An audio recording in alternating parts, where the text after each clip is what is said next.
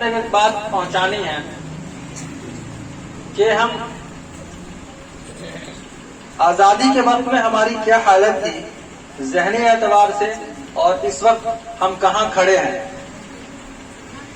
کہتے ہیں کہ باطل سے دبنے والے اے آسمان نہیں، ہم 100 بار لے چکا ہے تو امتحان ہمارا۔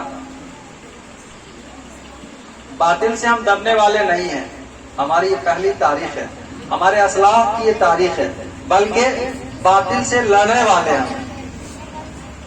اور لڑنے حضرت نے ابھی بیان فرمایا، حالانکہ وہ ذہن بات نہیں تھی، کہ 1857 کا جو ریوولٹ تھا اس کا نتیجہ یہ ہوا کہ انگریزوں کے ذہن میں یہ بات بیٹھ گئی کہ یہی میری حکومت کو برباد کرنے کے لیے کھڑا ہے، اور چونکہ اس کی لیڈنگ بھی مسلمان نے ہی کیا تھا، اس لیے اسی وقت سے وہ ایک اسکرپٹ اور نیریٹو بنانا شروع کیا، بلکہ کام بھی کیا اور نیریٹو بنایا کہ اس کو اگر سامنے سے ہٹا دیں تو پھر ہم کو حکومت کرنے میں، اس کو غلام بنا کے رکھنے میں کوئی مشکل نہیں ہوگا۔ یہ 1857 کی بات ہے اور آج 2022 ہے، اگر آپ ملائیں گے تو یکساں ہے۔ ہمارے اندر کی جو طاقت ہے اور ایمان ہے کہ کھڑا وہ ہوتا ہے جو زندہ ہوتا ہے، مرے ہوئے لوگ لیٹ جاتے ہیں، ہم زندہ ہیں اس لیے کھڑے ہیں۔ لیکن میرے محترم بزرگ دوستوں، پریشانی یہ ہے کہ آزادی کے 75 سالوں کے بعد ہم نے کسی پارٹی کی حمایت کو سیاست سمجھا یا پھر کسی کی ڈائریکٹ مخالفت کو سیاست سمجھا، اور اسی پر جو ہمارے رہبر رہے سیاستداں وہ ہم کو اپنے اعتبار سے استعمال کرتے رہے۔ 2005 میں ایک پورے ہندوستان لیول پہ تمام شعبہ اسٹیٹس کا ایک سروے کرایا گیا تھا، جس کو ہم سچر کمیٹی کی رپورٹ کے نام سے جانتے ہیں۔ ہمارے لیے لاہے عمل بنانے کے لیے اور موجودہ حالات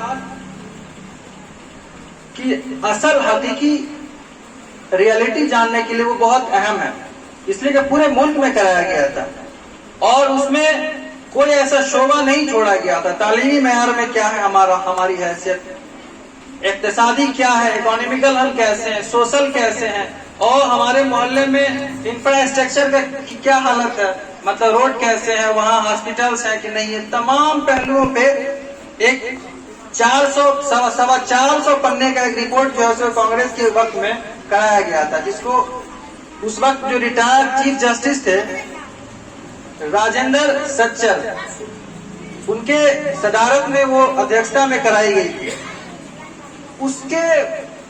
اس کی کچھ باتیں جو ہے وہ آج ہمیں جاننا چاہیے، بلکہ اس کو ایک ڈاکومنٹری کی طرح پڑھنا چاہیے، اور وہ ضروری ہے۔ لیکن ہم صرف کچھ نیوز چینل پہ یا کبھی کبھار صرف ہم یہ سنتے ہیں کہ یہ ہے کوئی چیز، لیکن آپ جب اگر غور کریں گے تو بڑے بڑے دانشور جو کہلاتے ہیں ان کو بھی پورے طور پہ پتا نہیں کیا ہے۔ 76 پوائنٹ پہ ریکمینڈ کیا گیا تھا بھارت سرکار کو کہ اس کو لاگو کریے، جس میں 72 کو ایکسپٹ کیا گیا، 3 کو ریجیکٹ کر دیا گیا تھا۔ تو اس میں جو ایک اہم بات کہی گئی ہے، ہم جب تک صحیح رخ پہ نہیں جا سکتے ہیں جب تک کہ ہمیں پتا نہیں ہو کرنا کیا ہے۔ ہمیں خود پتا جب نہیں رہے گا کہ ہمیں کیا کرنا ہے، اس وقت تک ہم صحیح رخ پہ نہیں جا سکتے ہیں۔ اس میں تعلیمی، مالی اور سماجی، یعنی کہ سوشل، اکانومیکل اینڈ ایجوکیشنل جو ہماری سطح کو بتایا گیا ہے وہ SC ST سے بھی نیچے ہے پورے ہندوستان کے مسلمان۔ SC جس کو ہم پاسوان رام کہتے ہیں، چمار، دسات، اس طرح دھوبی، یہ سارے لوگ آتے ہیں، انوسوچت جاتی، آدیواسی، یہ سب سے نیچے ہم ہیں، مالی اعتبار سے بھی، سماجی اعتبار سے اور تعلیمی اعتبار سے۔ ایک بات تو یہ ہو گئی۔ دوسری بات یہ کہ اگر تعداد کے بارے میں سب سے پہلے جو کاسٹ سینسس 1931 میں ہوا تھا، اس کے بعد جب ہندوستان اور پاکستان پورا ایک ملا ہوا، سب ایک ہی ساتھ تھا، الگ نہیں ہوا تھا، 1941 میں جو ایک जनगणना सेंसस हुआ था उसमें हमारी तादाद जो है वो 7.5 करोड़ के करीब थी। उसके बाद 3.5 करोड़ तकरीबन पाकिस्तान की तरफ चला गया और 3.5 करोड़ हिंदुस्तान में रहा। फिर 72 लाख के करीब उस तरफ से सिख और हिंदू हिंदुस्तान आए आजादी के बाद, और इधर से फिर 72 लाख कुछ जो हजार ये उधर चले गए और बहुत ज्यादा कत्लेआम हुआ उस मौके से। इस साजिश को समझना, अगर आप कुछ चीजों को अगर देखेंगे मौजूदा वक्त के हालात को, तो एक नैरेटिव बनाया जा रहा है, लेकिन हमें खाने और सोने से छुट्टी ही नहीं है। हमें खाने सोने से छुट्टी नहीं है। बहुत चौकन्ना और होशियार रहने की जरूरत है, बहुत दूरअंदेशी की जरूरत है। हम कहते हैं कि 1444 हिजरी शुरू हो गया, हम सिर्फ 1444 हिजरी में जो कुछ हुआ उसको नहीं देखना है, बल्कि 1444 हिजरी आगे के बारे में भी सोचना है। उस वक्त जो तालीम का पूरे हिंदुस्तान का 1951 का जनगणना था, उस वक्त जो तालीम एवरेज था वो सिर्फ 16% था। और एक और अहम बात, उसके बाद जो उसमें सचर कमेटी में जो कहा गया है, नौकरी के एतबार से 2.5% सिर्फ है मुसलमान। और ओवरऑल गवर्नमेंट सेक्टर में जो है वो सिर्फ 2.5 है, यानी 100 में 2.5 लोग। बिहार के अंदर कुछ हालात अलग है, क्योंकि टीचर्स ज्यादा है, इसलिए तो हम समझते हैं 4% के आसपास होगा। और दूसरे सेक्टर में, दूसरे शोबे में अगर देखेंगे तो वहां 1000 में 1 होगा। ऐसा क्यों है? क्योंकि हम तालीम को उस तरह से नहीं देते हैं अहमियत। हम जहां हैं जिस तरह से हैं अपनी जिंदगी गुजार रहे होते हैं। दूसरी चीज, एक और आंकड़ा जो है तो बताना जरूरी है कि चूंकि इससे जुड़ा हुआ मामला है। 1941 में हम 25% थे, 24.3% था, जो लगभग 31 करोड़ का वो 7.5 करोड़ होता है। फिर वो मैं बता दिया कि हिंदुस्तान और पाकिस्तान की आजादी के बाद जो अलग हो गए तो अलग हो गए। फिर 351 में 36 करोड़ पूरे हिंदुस्तान की आबादी थी, जिसमें 35 करोड़, 3.5 करोड़, 3 करोड़ 54 लाख मुस्लिम, जो 9.8% था उस वक्त। असल इस बात को हमें कहना है 9.8% हम उस वक्त थे जब 1951 का जनगणना हुआ था, मर्दमशुमारी की गई थी। और आज जब 2011 के सेंसस पे हम गौर करते हैं तो 14.23 है, 14.23 है। तादाद कम नहीं है, बदल में हमारे लिए नमूना है 313 और 1000। मेरिट कभी गुलाम नहीं होता, सिफात कभी हारता नहीं है, नीचे नहीं रहता है। क्वालिटी पैदा करने की जरूरत है और तालीम के बगैर ये नहीं हो सकता है। लोग कह रहे हैं माइनॉरिटी है, हम तो समझते हैं माइनॉरिटी कहना ही गलत है, ये हमें गुलाम बनाता है। जहनी एतबार से जब मौलाना फरमा रहे थे कि जहनी एतबार से जब बनी इसराइल गुलाम रहा तो 40 साल तक गुलाम रहा। बार बार कह करके हमारे जहन को कमजोर किया जाता है, ऐसा नहीं है।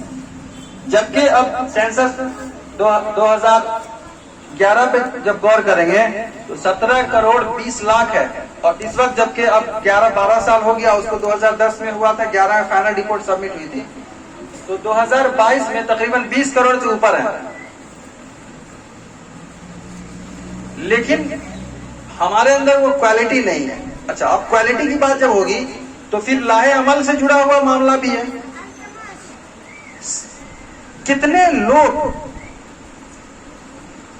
दो तरह से होगा, एक इज्तिमाई तौर पे तालीम का मेयार बुलंद करने के लिए काम करना होगा और एक इनफरादी तौर पे करना है। इनफरादी तौर पे करने में बहुत वक्त लगता है, क्योंकि जमात के साथ अल्लाह की ताकत होती है। जमीन पर अल्लाह की ताकत के बाद जो है सबसे बड़ी ताकत जो है मुसलमानों की इज्तिमाइयत है, वो नहीं है। अब कैसे नहीं है?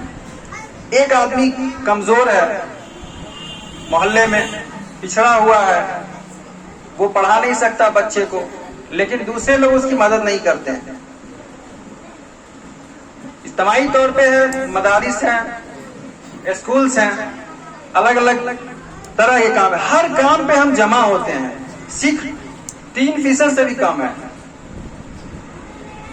بلکہ 2 پوائنٹ کچھ ہے، لیکن اس کا کیا ہے، ایک کوپریشن کا مزاج ہے، مدد کرنے کا، معاونت کا ہے، جبکہ قرآن نے کہا وتعاونوا علی البر والتقوی ولا تعاونوا علی الاثم والعدوان، کہ نیکی اور برائی کے کام میں، نیکی کے کام میں مدد کرو، نہ مدد کرو برائی کے اور فحش کے کاموں میں.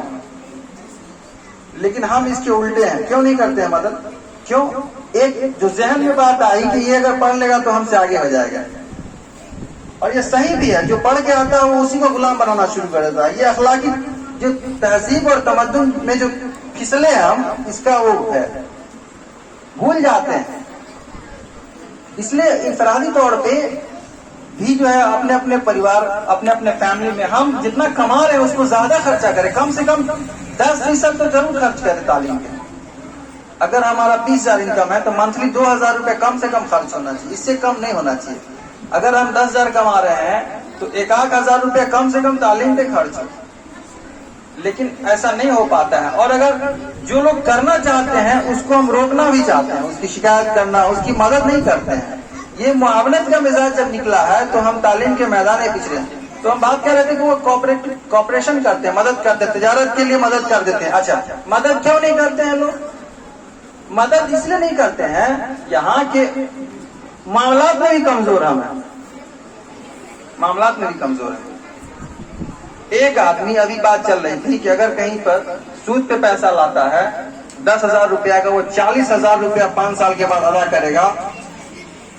لیکن اگر کسی سے 5,000 روپیہ قرض لے لیا ہے تو 10 سال میں بھی ادا نہیں کرتا، بلکہ اگر مانگ لے وہ تو ناراض ہو جاتا ہے اس سے لوگ. یہ ہمارے معاملات کا حال ہے، اس کو ٹھیک کرنا ہے. وہی دوسرے لوگ آتے ہیں صبح سرمایہ دے رہے ہیں، کیوں؟ ہم کہتے ہیں کہ نہیں، ہم نہیں